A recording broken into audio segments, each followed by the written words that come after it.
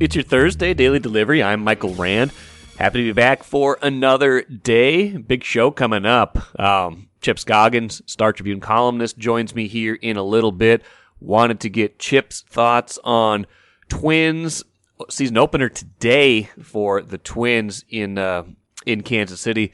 Wanted to get his thoughts on the pitching staff. Sonny Gray's comments the other day that they're not going to be satisfied going 4 or 5 innings anymore. How that sets up for the year. Also talked to Chip about the Vikings and Gopher football. Gopher football has a lot of transfers into the portal lately, and wanted to pick Chip's brain on that one a little bit.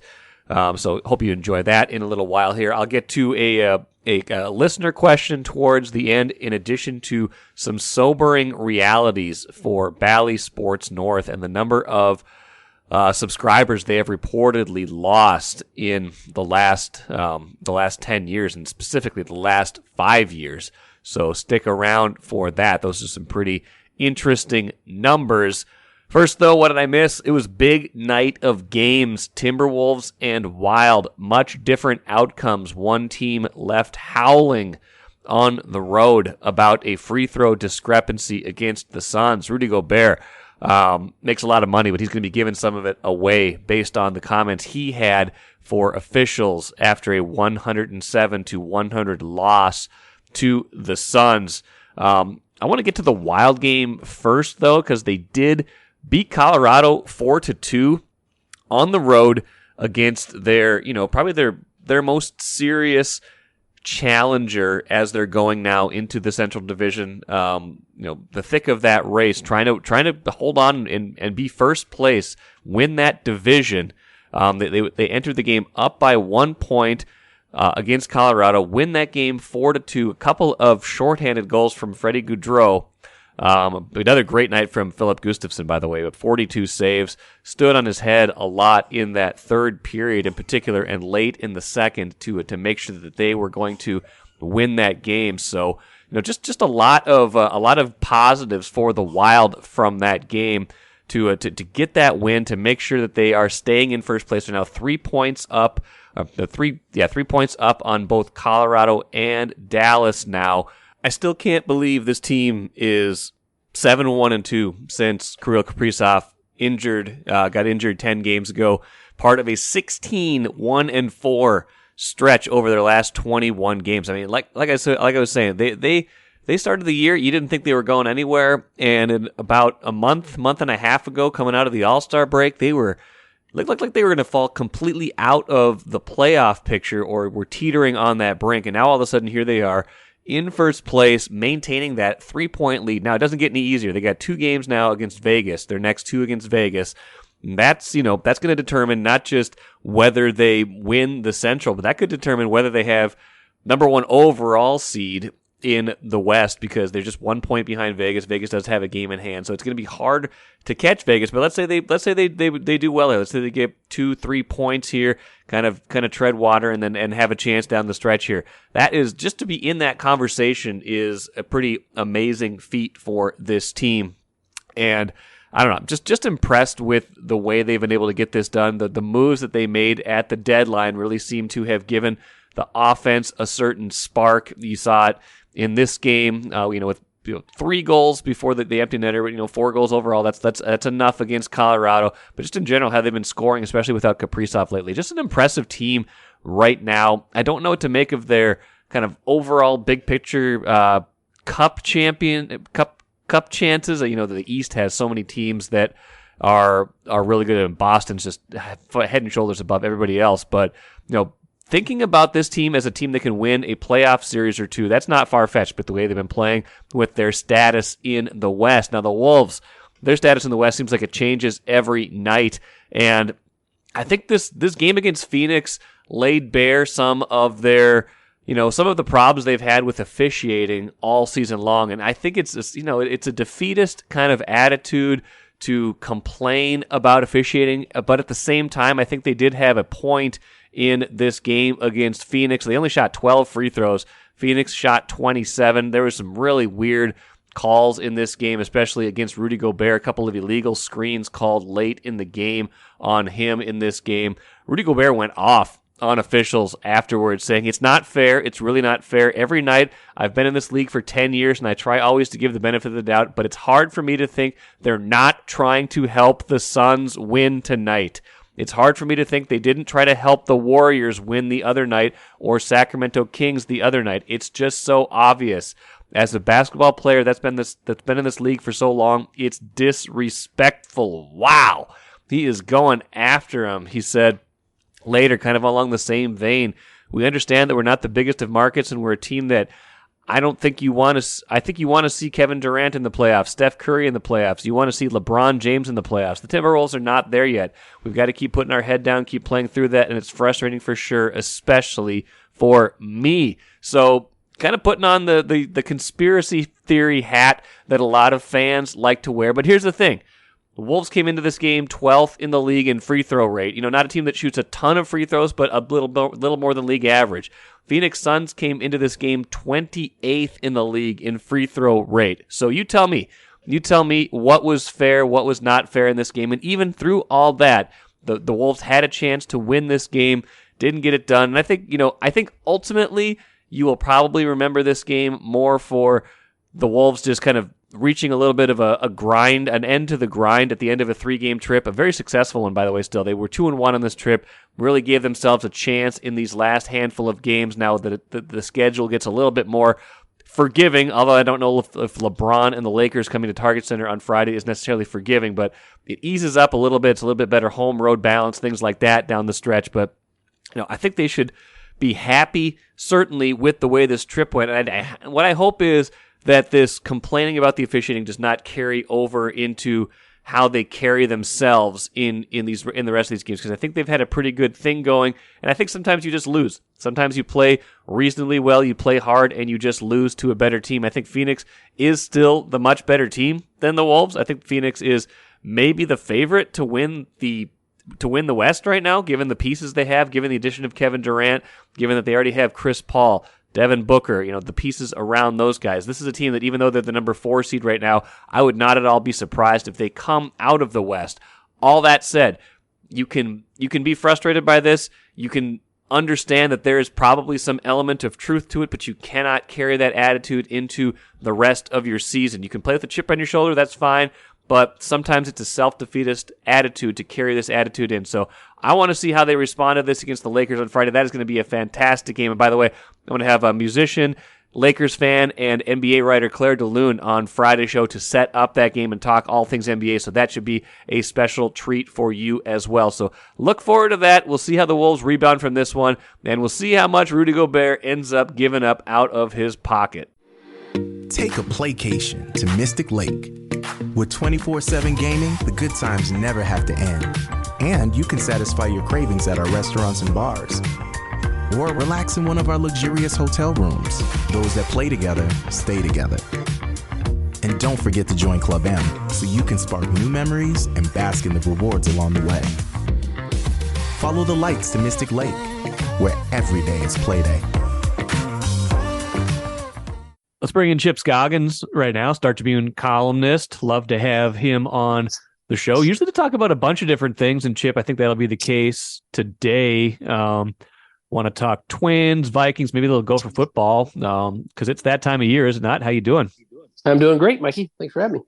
Yeah, absolutely. Appreciate you coming on. Twins start the season Thursday in Kansas City, and I think a lot of us are of the mind that if this season is going to go well, it's probably going to be the pitching that gets them there. And I engaged Phil Miller on this the other day, and I talked to Royce a little bit about this on Monday, but Sonny Gray coming out and saying we're not going to be satisfied throwing 4 or 5 innings was pretty interesting to me. Yeah. And I didn't necessarily see it as like a direct shot at management or a direct shot at Rocco or even specifically directed at Chris Archer or Dylan Bundy, even if you could draw your own inferences. But I wanted to know what you thought of that kind of being the framework for how we're going into this season.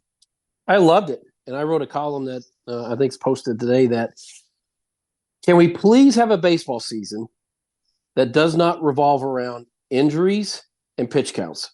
Yeah. Like, that's all we talked about last year. It's right? true. Who's hurt today and who's getting taken out in the fifth inning. And we're going to find out fairly quickly if this was a personnel issue with their starters or if is it an organizational philosophy in terms of not wanting their starters to see the lineup for a third time through. Phil Miller gave me a great stat that their rotation faced batters, only 448 batters for a third time in a game. Wow.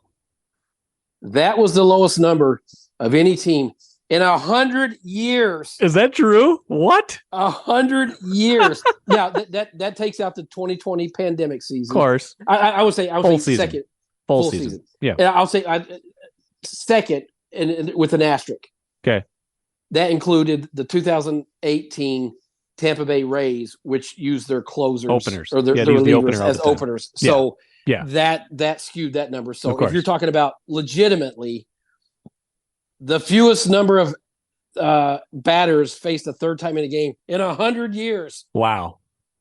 Now that's not a mark of honor. That is not a record you want. I don't think that's a record. Even if it's effective, even if they can come to you and show you that they're not a third time through the order team, that it was wise not to let these guys do that. That's not a badge of honor to me. No, I don't think you're going to hang a banner for that one. Hang a banner at Target Field. Fewest times facing the third batter through the order. That'd be great. I wish they would. That's right. The other stat was 110 of their starts did not make it to the sixth inning, which was the fewest in Major League Baseball. So is that a Chris Archer and Dylan Bundy problem? Right. Or is that because this staff, I think anybody reasonably would say it's a better starting rotation. Deeper, more representative starters. Nobody you look at and be like, what are this is so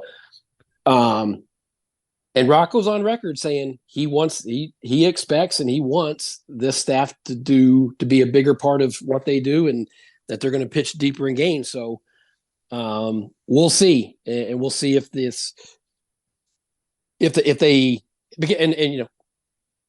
Rocco takes the brunt of the criticism. This is an organization. This starts above him and it flows down. So this is a morning meeting. This is a morning meeting thing. It happens 8 hours before the game starts. That's right. So I appreciate Sonny Gray saying that. I don't know if it was directed, at Rocco, Falvey, or the guys that were in the rotation last year, more than him just saying he was frustrated to be part of that last year and he does not want to go through that again. Yeah, and it's interesting. Like I looked through I think I said this to Phil. I looked through his game log, and it wasn't like there were more than 2 or 3 starts where I was like, oh man, Sonny Gray should have pitched 1 or 2 more innings there. Like usually when he was having a shorter start, it was because he was either coming back from an injury or ramping up, or he got hit hard and they had to take him out.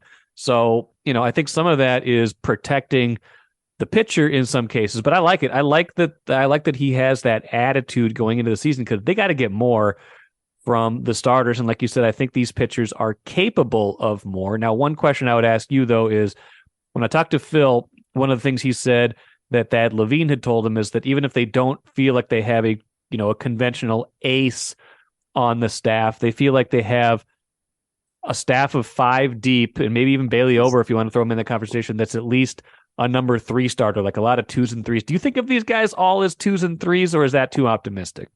Well, I see what he's saying in that they don't have the high end guy, but they also don't have the Chris Archer and Dylan Bundy. They're not 5s. They're not 5s. They're not 5s. Are they 2s?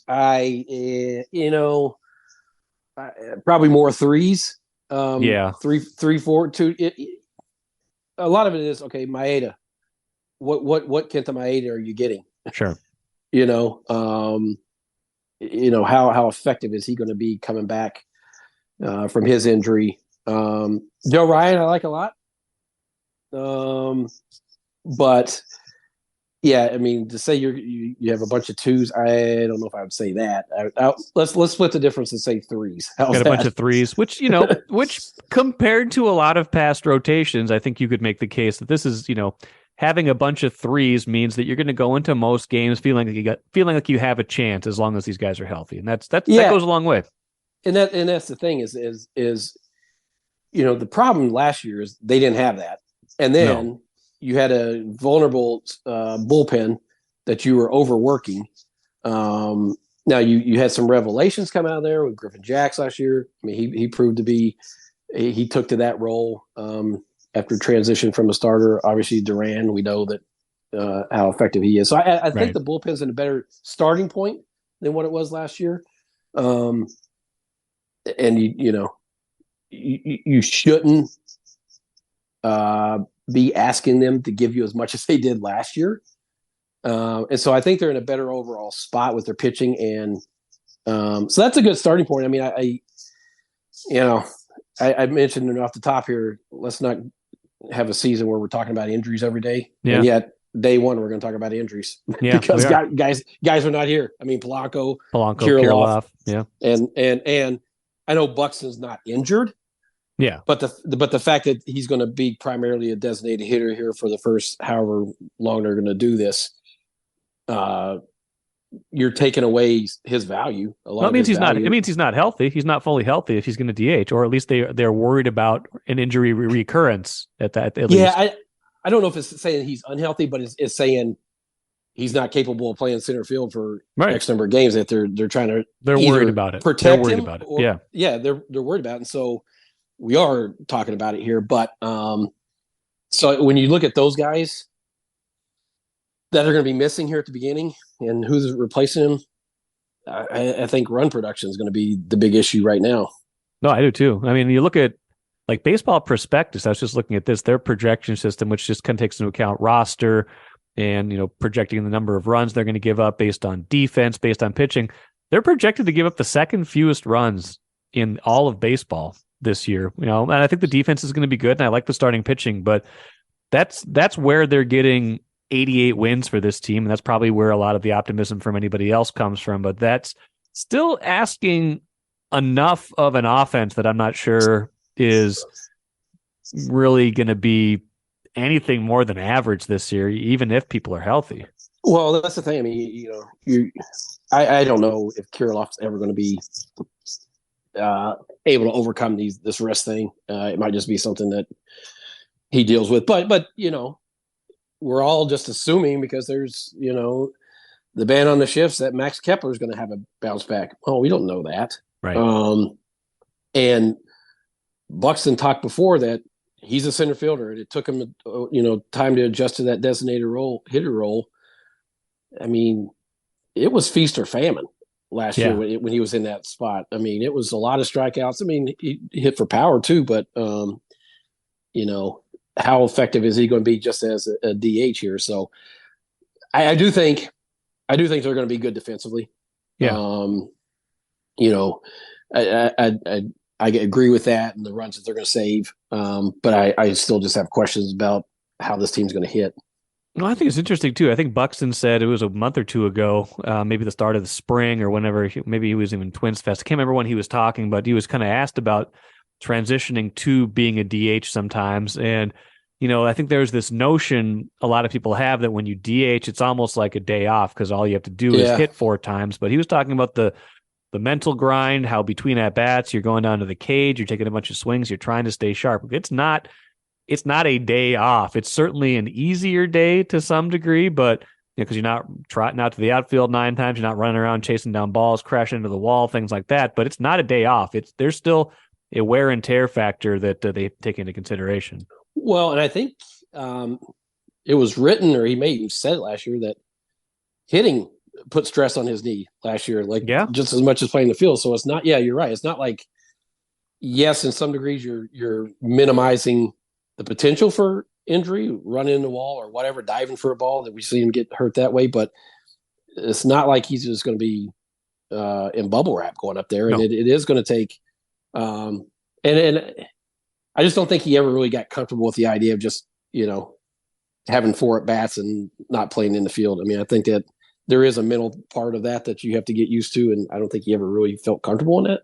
No. And I think it was early this camp where I think he had told Suhan where he said, I'm not a DH, I'm a center fielder, and so it'll be interesting to see,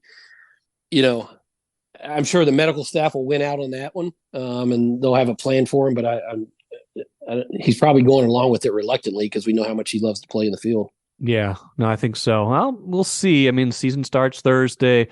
A little bit of a soft opening with Kansas City. I don't think they're going to be very good this year, but then they're going to go to Miami. But the home opener is going to be against Houston. That's going to be a pretty good. Phil's saying that's a pretty good litmus test, and it's not going to determine the season. But Houston just absolutely clobbered them last year. They showed where they were, even when the Twins were playing well. They weren't competing with the best teams. Well, and that's the one thing we're probably not talking enough about is this new schedule. Yeah, it's you're not just going to be able to beat up on the division teams that are bad. You're playing everybody, and the schedule is going to be tougher. And so, but I do think this is the deepest the pitching staff has been. Yes, that I agree we've seen with that. here in a while. Yes. Top to bottom. So you should be able to, survive an injury or two, or if guy slumps, you have some guys at St. Paul that could help you out. And I think the position players, you went out and added guys to protect you, or at least help get you through until, Blanco's back, or right. Buxton is able to play every day, or not every day, but play more in the center field. So I think they've done a good job. Valley's front office did a good job of acquiring pitchers and players, provide depth so they don't go through what they did last year, because that was their depth got tested in a big way, and we saw what happened. Yeah, the outfield depth just got decimated last year, and the infield depth too. I think you're right. Guys like Kyle Farmer, Solano, Taylor, these guys are much more. There's much more quality when you have to dip into that this year. No doubt about it. Let's switch gears. I want to talk football here. Vikings and Gophers. Let's start with Vikings.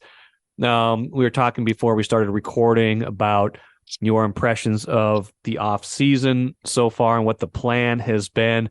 I'm on record as saying I'm a little confused as to where they are right now. I thought they started out kind of, trajectory wise going more towards a rebuild, and I kind of felt like they stalled because I just don't get what's going on with Zadarius Smith and Dalvin Cook, but there's a lot of time to sort that out. I'm curious to see what you hear what you think of what's gone on so far this offseason. Yeah, I wrote a column after that first wave, or whatever, it opened, Frazee opened, that we're starting to see Kwesi's playbook now. He's getting rid of, kind of the old guard that's been here for a while, shedding salary, getting their salary cap situation a little bit better shape, preparing more for 2024, be willing to bite the bullet on some dead money this year. I agree with you on Cook and Zadarius. I thought they would be part of that group that were jettisoned. Yeah. But maybe they still could be. My hunch is that they're trying to find trades for those two. Yes. And maybe let's talk about Cook, because I thought he would be, the first one on the list, because they finished 27th, 28th in carries last year, and it doesn't make sense to have a running back eating up that kind of salary space. And then, whether that is Kevin O'Connell's offense, that you're just not going to have that many carries. It just, to me, that one seemed like an easy, hey, they're going to try to find a trade partner for Dalvin, and get some prospects and kind of replenish their young talent. Zadarius, they have re-signed guys at those positions, or they have signed guys at those positions, re-signed Alex Madison, and then brought in a free agent pass rusher. So that, the optics of that said, okay, they're going to move on from these guys, and they haven't done it yet. So that tells me they're still trying to do something. It doesn't mean they can't still find trade partners for those guys. So I guess I would still be a little surprised that both of those players are on this roster when they go to camp. I would too. But it's obviously, to me, the most intriguing thing is the Kirk Cousins. The way they handled that, and the fact that they just seem willing to roll with this being a lame duck year for him. Doesn't mean they can't re-sign him again, right, at the end of this year, but I totally agree with their philosophy of we're not going to do a 3 or 4 year deal. I thought the most practical landing spot for them and Cousins, although I know he would want a 3 or 4 year deal, is to do 1 year. That buys you one more year. Yeah. 1 more year. And whether you draft a guy this year or next year, you would have at least one quote unquote redshirt season for that quarterback to sit and learn under Cousins. So I don't know if that doesn't happen. And that's not to say Cousins between now and training camp can't say, you know what? Okay, I'll take a 1 year extension. Let's say it stays as is. Boy, you put yourself on the clock to get that quarterback here quickly. Yeah, you do, don't you? I mean, and that's where I need you to get on the Hendon Hooker hype train. Because I talked to you for the story that you did. I love everything about Hendon Hooker, personality, leader. I mean, just everybody involved, loved what he brought to that program, the state. The only question I have, and this is for football people more, smart than I am about football, is the Vols offense is so unique, right, and so different than anything you see at the NFL. How does that translate? Does the skill set translate to what they're asking him? And you only get that from, and you won't know for sure, but you can kind of answer those questions through talking to them, doing film study, doing all the things that they do in the interviews and the combine and all that. So, but physically, if his knee's okay, I wouldn't have any concerns. 25 years old, I don't care. That doesn't bother me. Right. Personnel, character, everything. Like I said, he's A+. So it'll be interesting. I mean, if they, if you don't do it this year, and this is lame duck for Cousins, boy, you better be in position. Now you could do a bridge. Yeah. You can do it, but I mean, does anybody have the appetite for that right now? Well, and if you end up moving on from Cousins, like even a bridge still costs something, and you're going to be paying, not paying, but you're going to have $28 million in dead cap on him next year if you don't do anything. Yeah. So you can't, if you're moving on from Cousins after this year, you can't be paying a quarterback a lot next year. Well, and the thing is having a quarterback on a rookie deal is so seductive in the NFL. Like everybody is trying to find that, right? Because you can do so much more with your roster. And I'm sure the Wills are looking at that. And, Kwesi and Kevin O'Connor are looking at that, man, if you could have a quarterback on a rookie scale and playing at a high level that will help you be competitive and win, you're just set up to do so much. Right. Yeah, you are. I mean, I think Ben Gessling, our colleague, calls it the cheat code. It's like, if you get that guy, it's like, if you have the superstar, that's one thing. But if you get the guy who, is good enough for, 3 or 4 years on that rookie deal, it changes what you're able to do, especially like, you see how much the NFL salary cap's going to go up in the next 3 or 4 years? Like by 2026, it's supposed to be like over $300 million. Like this is going to be like, if you have a rookie scale quarterback during those cap acceleration years, like you could be in some pretty prime shape to add a lot of other good pieces around that guy. Yeah, you can go get that expensive nose tackle and the interior line. Yeah. And the guy, you just can do so much. And so I'm sure that, every team's trying to do that. And the Vikings are at that crossroads right now. I mean, they really are at a crossroads in terms of what they're going to do for the next, ideally 10 years at that position. And so, but if they don't do it this year, Mike, I don't think this team's going to take a step back. I don't see them win 13 games with that schedule. No way. But I don't think they're going to be so bad that you're picking in the top 10. No. And so how are you going to get up to get that, right. Caleb Williams is go number one, but whoever, if you're wanting that marquee quarterback, you're probably going to have to be in the top 10. And so will they have enough ammunition to go be able to do it? They might have to give up some future ones, but so that's something they have to sort out. It really is. Last thing for you, Chip, before you go, and this is me talking out loud, not so much wanting you to specifically answer this, but man, what is going on with Gopher football? I feel like every time I open the StarTribune.com or something like that, there's somebody else from that program entering the transfer portal. A lot of it's defensive players. And that's just surprising because they've had a good defense. Rossi's a good defensive coach. Like I don't understand why there's been so much attrition over there on defense. Yeah, the thing that I become numb to players leaving, the movement in college sports.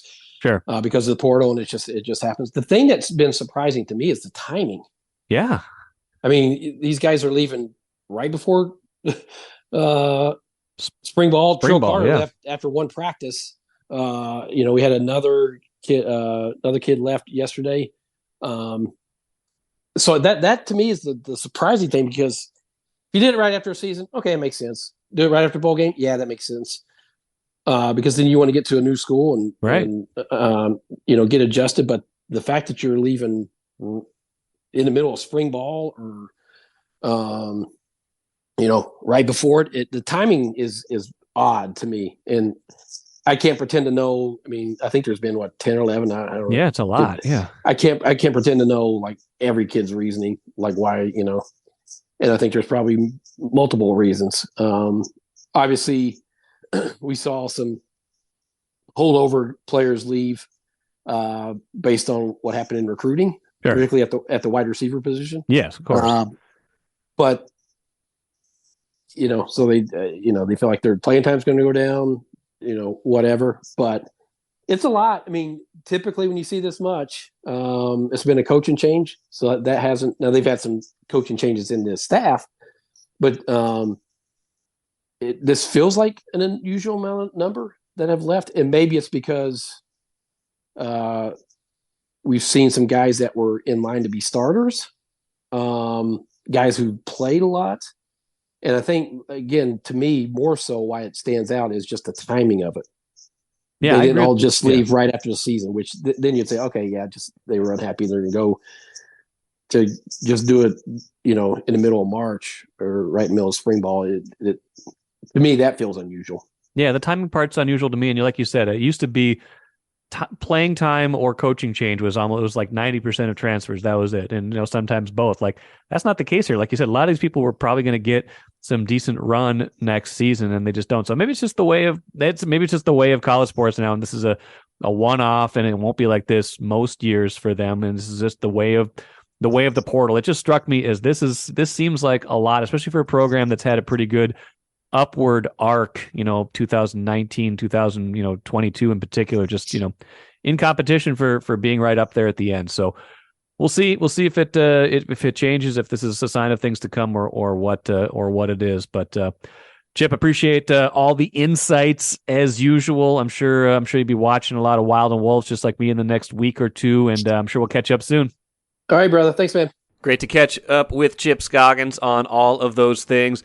Does a great job writing about the Twins and all subjects for the Star Tribune. Like he said, he had a column about how the Twins need to get out of that mode of, 4 innings, 5 innings for their starts, and I hope that is the case. Maybe even starting today in the opener against Kansas City, 3:00 for that game. Time to check my social media, yeah. To see who loves me online.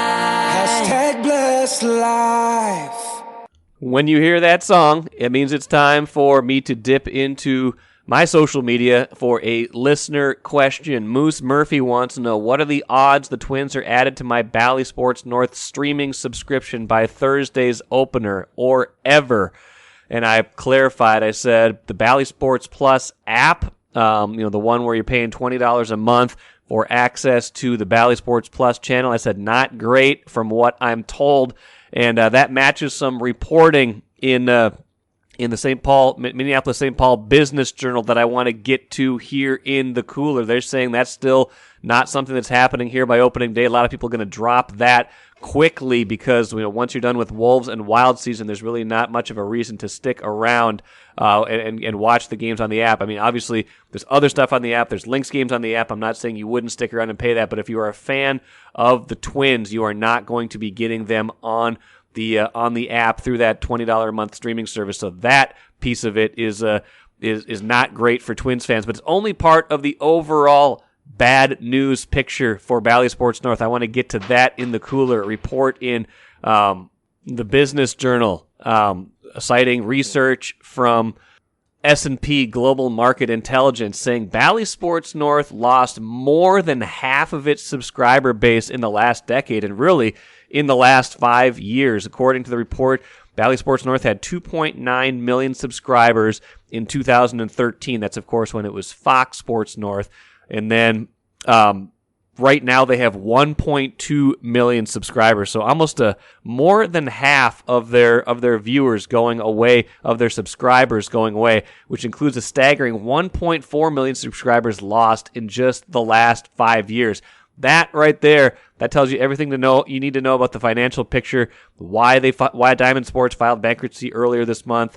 Obviously they bought, Diamond Sports, a subsidiary of parent company Sinclair, which bought all of these regional sports networks in 2019 for $10.6 billion. They are not making the same amount of money they used to. Cord cutters, a poorly run business, I would argue, and a lot of other things have contributed to that. But right now, less than half of the people who would have watched the Twins today have access to them, at least through Bally Sports North. That is a staggering number, and that tells you everything you need to know about where we are with Bally Sports North and sports on TV right now. That'll do it for me today. You should still watch the game if you can. Twins opener, it's always fun to see how that all goes, just to kind of finally see these guys in real games. I'm looking forward to that. Like I said, musician, NBA writer, Lakers fan extraordinaire Claire DeLune will be on the show with me Friday. Should be a lot of fun. She was on once, I think a couple of years ago, early part of the podcast. Did a great job. Really enjoy the perspectives she brings, so I hope you will stick around for that on Friday. Until then, enjoy the rest of your day. Back at it again tomorrow.